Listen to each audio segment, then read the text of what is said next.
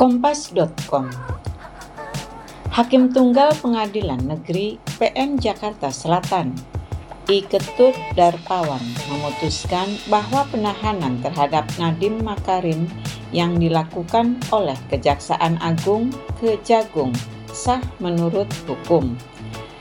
Keputusan itu merupakan bagian dari putusan pra-peradilan yang diajukan Nadiem Makarim dan ditolak oleh majelis hakim.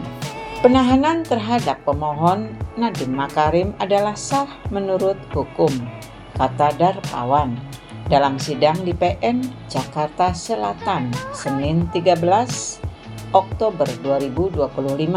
Diketahui Nadiem Makarim mengajukan pra-peradilan terkait penetapan status tersangka hingga penahanannya oleh Kejagung dalam kasus dugaan korupsi pengadaan laptop Chromebook dalam program digitalisasi pendidikan di Kemendikbudristek tahun 2019-2022.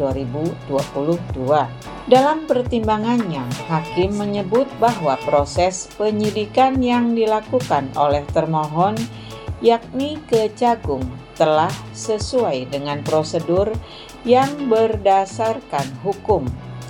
Penetapan tersangka atas diri pemohon telah didasari oleh minimal 2 alat bukti yang sah menurut pasal 184 KUHP, maka selanjutnya termohon dapat menggunakan kewenangannya untuk melakukan penahanan terhadap pemohon, ujar hakim. Kemudian Darpawan juga menilai bahwa permintaan penahanan oleh penyidik Kejagung ke Direktur Penyidikan Kejagung sudah sesuai dengan hukum. Menurut hakim, dalam surat permohonan penahanan itu, penyidik menggunakan pasal 21 KUHP sebagai pertimbangan yang berisi alasan objektif seorang tersangka harus ditahan. Berdasarkan pasal 21 KUHP itu ada sejumlah alasan objektif yang bisa dijadikan dasar melakukan penahanan, yakni perbuatan tersangka merupakan tindak pidana yang diancam pidana penjara 5 tahun atau lebih. Kekhawatiran tersangka melarikan diri, merusak atau menghilangkan barang bukti, atau mengulangi tindak pidana. Dalam pandangan, Darpawan menyebut bahwa korupsi merupakan tindak pidana serius, sehingga pertimbangan penyidik Kejagung melakukan penahanan bisa diterima. Meskipun menurut dia, Nadiem Makarim diketahui sudah dicegah untuk bepergian ke luar negeri.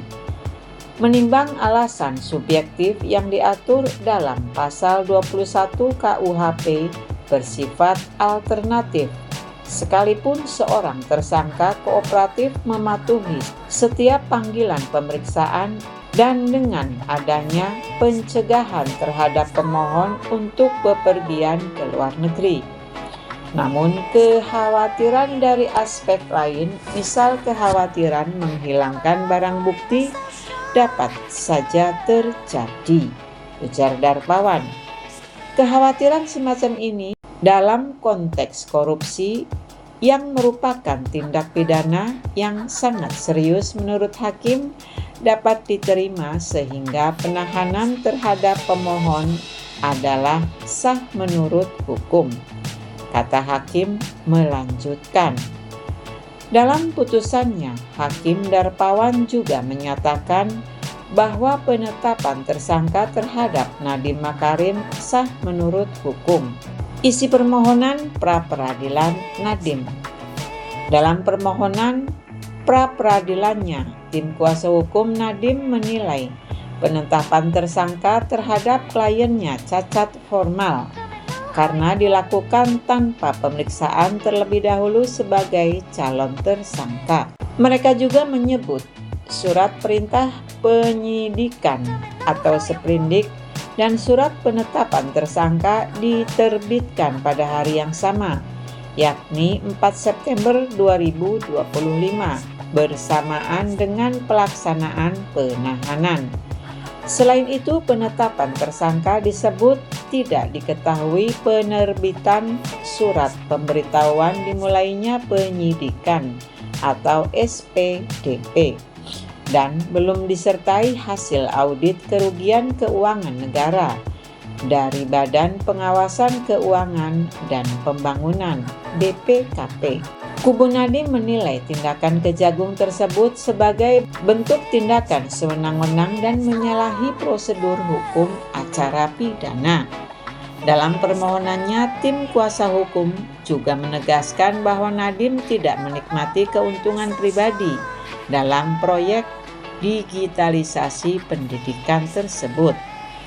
Selain meminta penetapan tersangka dibatalkan, pihak Nadiem juga memohon agar jika perkara berlanjut ke tahap penuntutan, penahanan terhadap Nadiem dapat diganti dengan penahanan kota atau rumah. Nadiem Makarim tersangka.